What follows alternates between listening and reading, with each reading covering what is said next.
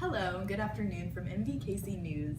As we approach the 2-month anniversary of President Donald Trump's perhaps infamous inauguration, questions remain stirring about our studio here in Mountain View, California. Today, we will be investigating one question that many have been discussing. Was the election of Donald Trump as disruptive as it is being portrayed?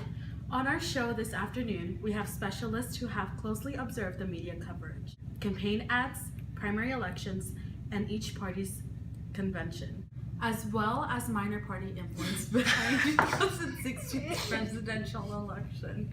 Here at MVKC News, after much research, we believe that the election of Donald Trump was not truly disruptive as it was portrayed. For many sources was subject to exaggeration, at times blowing things out of proportion. To kick off our show, let's give it up for Stephanie. She has covered the election's media coverage exclusively and extensively.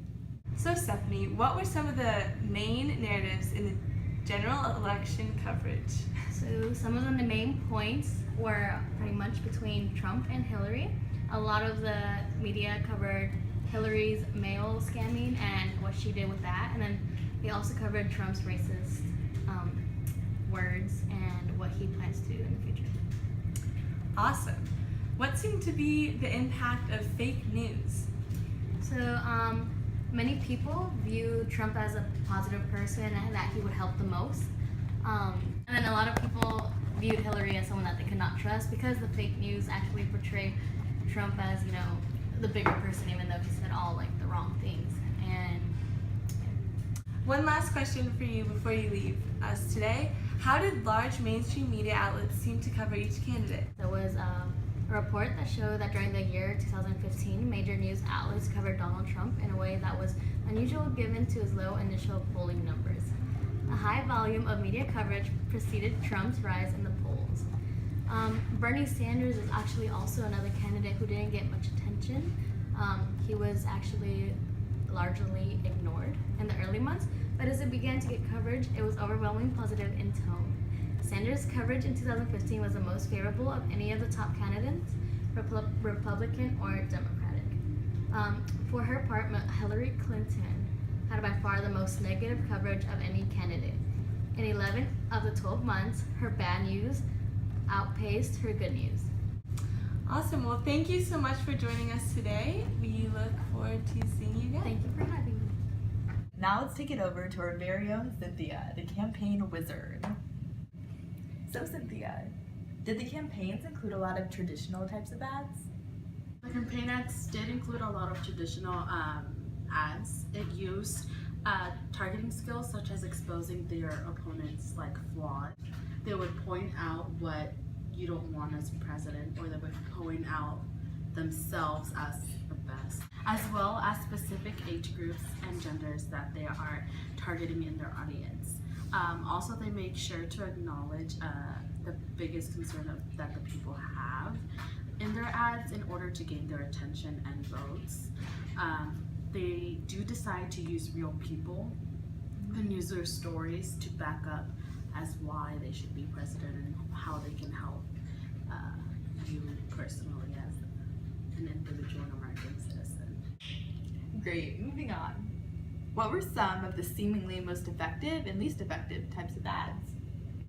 Regarding Hillary, her most effective ad would have to be the role model ad, and it shows young children watching Trump's comments and profanity on TV, and at the end of the ad it really asks you, do you want your children to raise in an environment where the president uses so much profanity and so much hate towards minorities and other people with disabilities and such.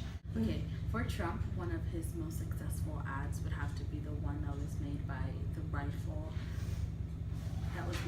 National Rifle Organization, and it expressed how Hillary would take away your option of keeping a gun in your home, and the ad expresses someone in danger and the only thing that can protect them is a phone, because they can make a phone call to 911, but they have no gun to protect themselves from people that are breaking into their house or trying to harm them. For the third segment of this show, let's listen to our very own Allie take on the disruptiveness of Trump's election when considering the primaries and party conventions. Prior to the election, both the Democratic and Republican parties held their primaries and conventions. In the primaries, Trump got off to a tenacious start, declaring that if he was elected, he would build a Great Wall on the U.S.-Mexico border, just days after announcing his decision to run for office. His entrance into the political world may have felt particularly disruptive, considering that his eventual opposition, Hillary Clinton, was a familiar face in politics after her 2008 campaign and work as Secretary of State. Further down the campaign trail, conventions initially seemed to have an impact on the electorate. Both candidates received a bounce or gained ground in the national polls following their respective conventions in late July. These polls range from tracking polls carried out by University of Southern California and the Los Angeles Times to random sampling polls across the country. Collectively, considering the nation's polls, our friends over at 538 stated that following the Republican convention, Trump gained a net of 4 percentage points over Clinton, turning a deficit of 3 points into a 1-point lead. Yet, by the conclusion of the Democratic convention, ABC News and the Washington Post showed Clinton up 8 percentage points among registered voters, regaining her 4-point lead. In addition to the endless debate about Clinton's emails or Trump's lack of respect for women, the primaries and conventions discussed abortion issues, foreign affairs, gun safety, immigration laws, and climate change, or lack thereof. Although, what perhaps contributed most to the election's disruptive finish was that all the polls throughout the primaries predicted Clinton would win. Of course, that was not the case. What we often overlook, however, is that while the large majority of the polls foreshadowed a Clinton victory, it was not predicted by huge margins. Thank you so much, Allie, for sharing all of this wonderful information. And we're gonna head back to India. And we're back. Today we have India. She's going to tell us a lot about the minor parties. So, India, how did minor party candidates impact the campaign? So this campaign was pretty stereotypical compared to how most third-party and minor party candidates impact campaigns and how they have in the past.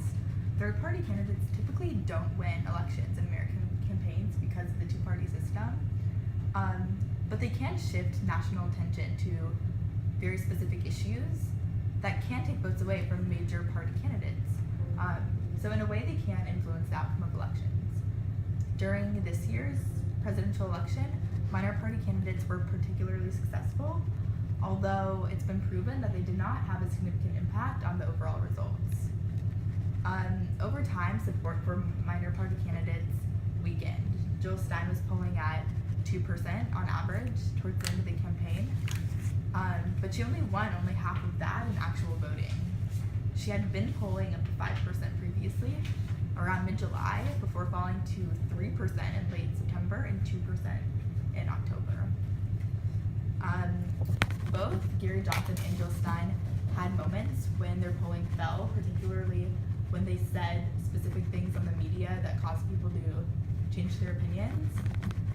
Johnson had an infamous Aleppo moment, and then Stein had an air travel embarrassment that contributed to their political decline. How did minor party candidates impact the election? So during this 2016 election, there's a very unrealistic assumption that all Jill Stein voters would have voted for Hillary Clinton. Probably some of them would have voted for her, but also a lot would have stayed home or skipped the presidential race altogether. A large portion could have also voted for another candidate. There's actually no way of foreseeing exactly how many could have voted for Hillary Clinton. Along that note, while some third-party votes could have made a difference in a few states, including Michigan, most likely people who voted in that state wouldn't have voted for Hillary Clinton. She didn't have a clear path to victory there, but some third-party voters did win in swing states. Michigan is one place where one could possibly blame third parties for the outcome of a Trump election. Similarly, in Wisconsin, Clinton lost by 1 point. In this case, she would have won if all of Jill Stein's votes had gone to Clinton. Before we conclude our segment, we'd like to revisit our initial question. Was the election of Donald Trump as disruptive as it is being portrayed? Well, here at NVCASI, we have been in a very liberal bubble throughout the duration of the election. Whether it was the left-based media and advertisements in our everyday Facebook feeds and Twitter pages, or the political socialization leading us to watch primaries with Democratic bias, much of what we've been exposed to has stretched Trump's election out of proportion. We feel as if sources have portrayed it as a much more disrupted election than reality suggests. Thus, we encourage all of you to try to keep an open mind as this era continues. We thank you for joining us here on NVCASI this afternoon, and be sure to check back with us every Tuesday at 2 p.m.